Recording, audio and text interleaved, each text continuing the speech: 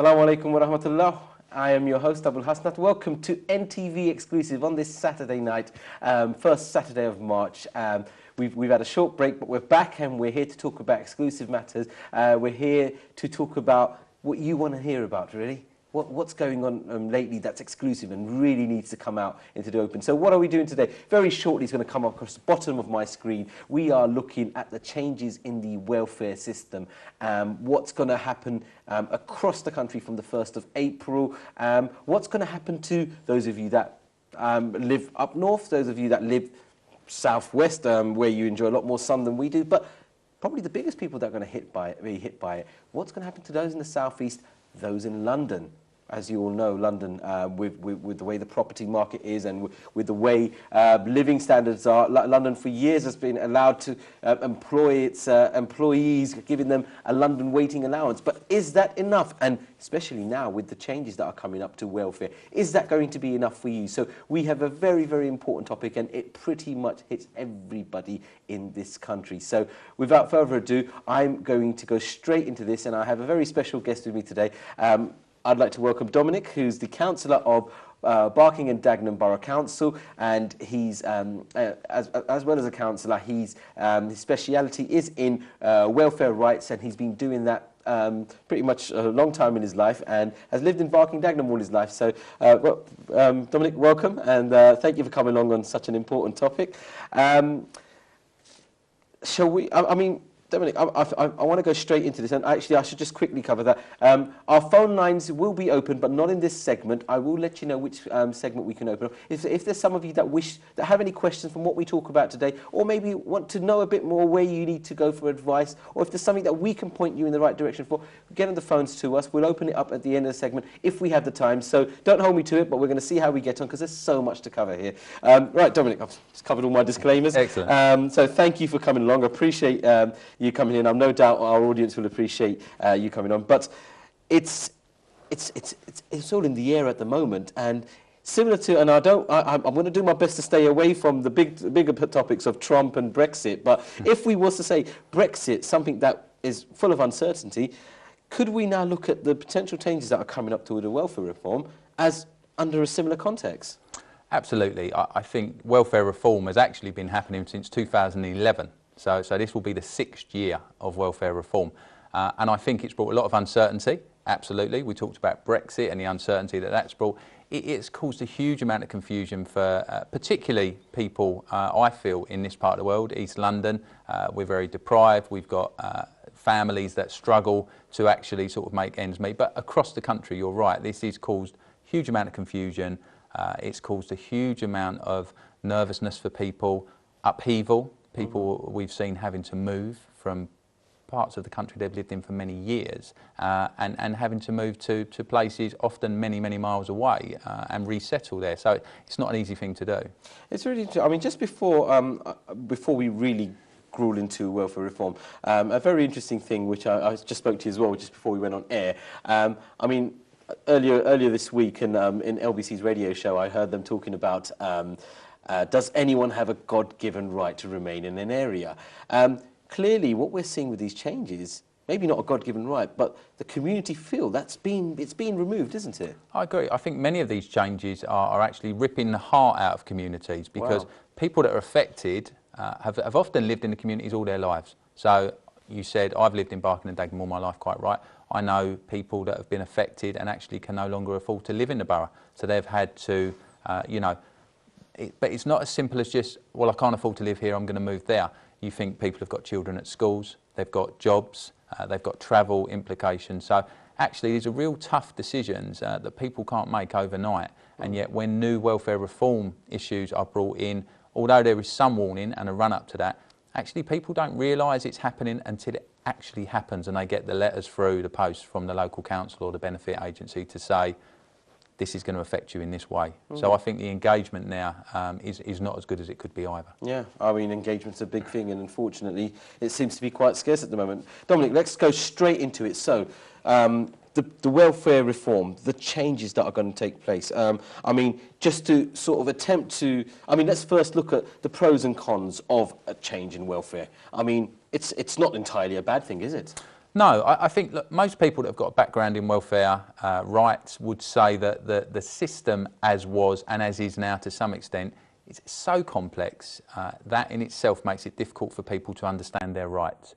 So I think when the government first started talking about universal credit, which is the simplification of bringing together 6 benefits into one package, it was accepted as a good idea, a good concept.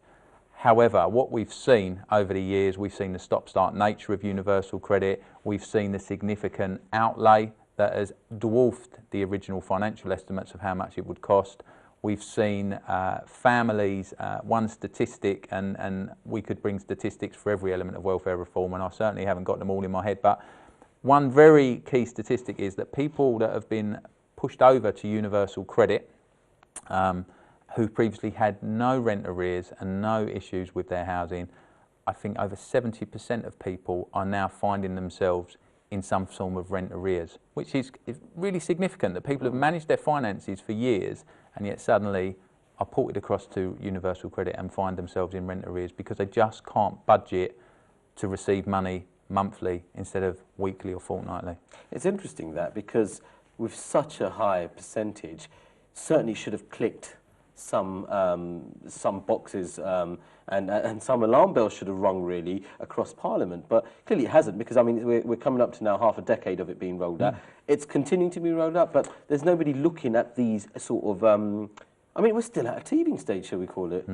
Well, I think what worries somebody like myself is that universal credit is due for full rollout across the country, and certainly in London boroughs. So Barking and Dagenham is due for a rollout in October of this year. Other London boroughs are due between October this year and February of next year. So actually, it's going to be upon us before we realise, and that will affect a significant number of people. But universal credit is but one of the changes. That began in 2013. We've had other changes like the benefit cap, like the changes to housing, which on their own would cause some hardship, yet all in together have caused unimaginable, I think pain is the word, to a significant number of people. I mean, we should try to look at it positively. I mean, what in your opinion, what are the good things about welfare changes, or welfare reform, shall I say? Well, I think I mentioned what's positive is trying to make it a more streamlined system. So actually people don't have to go to 4 or 5 different places to actually resolve their issues. So that's positive. But when I look at the positives, there's always a negative following it through. So of course, when it's all wrapped up in one, when it goes wrong, they all go wrong. The housing costs go wrong, the amount you need to live on, it all goes wrong, it all stops. Whereas in the past, if housing benefit from local authority, job seekers allowance from DWP, actually if one went wrong, you still had the other sort of to fall back on whilst you were resolving your issues. So even when I find positives, the negatives are not far behind, sadly. I mean, what I want to do, housing's probably a really big one, especially here in East London.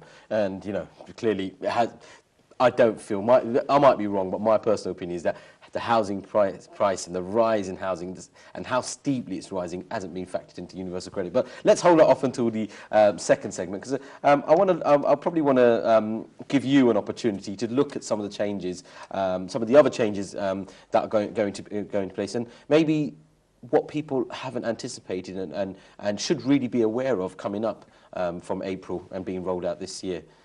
Well, I think there's some real key ones. So I think in both. So a lot of this welfare reform is aimed at actually saying that work pays.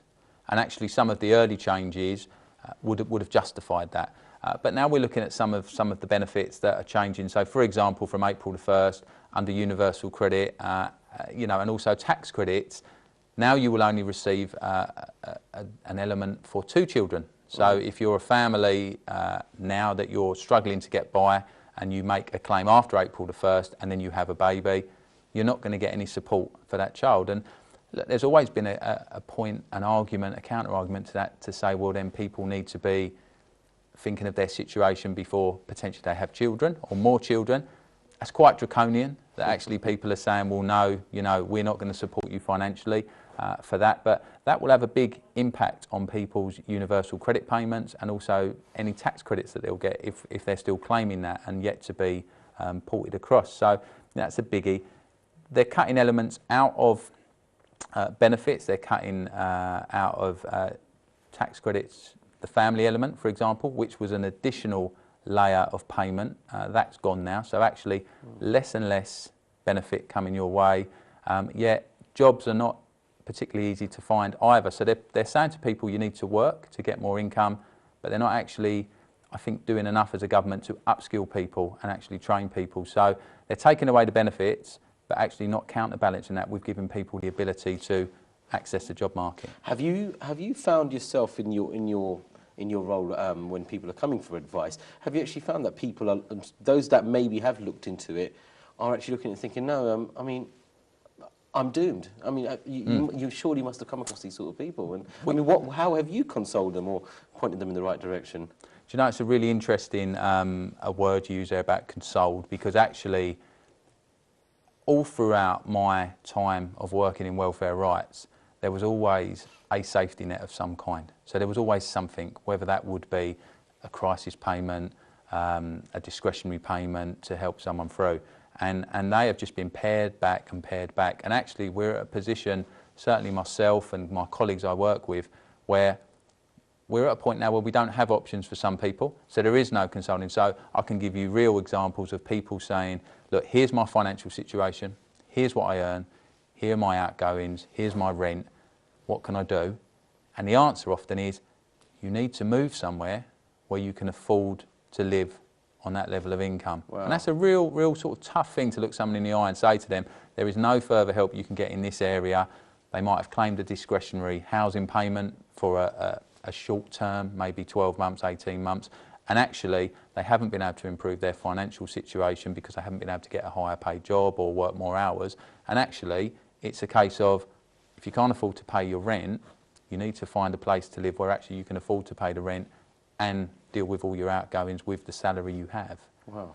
I mean, immediately the follow-on question I have to that is, when we look at people's circumstances that have changed, and the biggest one, and we'll probably come into it again as well later, but for medical reasons. I mean, now the big changes, DLA being done with, and PIP, personal independence payments. Yes. Well, I mean, what happens to these people?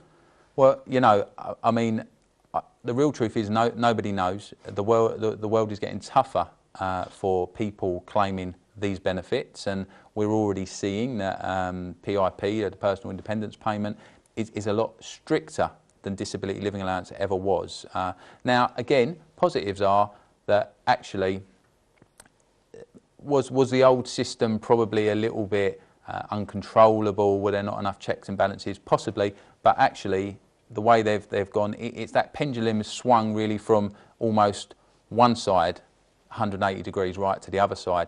And I think the problem was the government have been allowed to press home these quite sort of savage welfare reforms, because we all see the odd story in the paper about people being fraudulent on disability benefits. I saw one today, actually, a woman that had been claiming she could hardly move, and she was running 2 businesses and actually enjoying the benefits as an addition.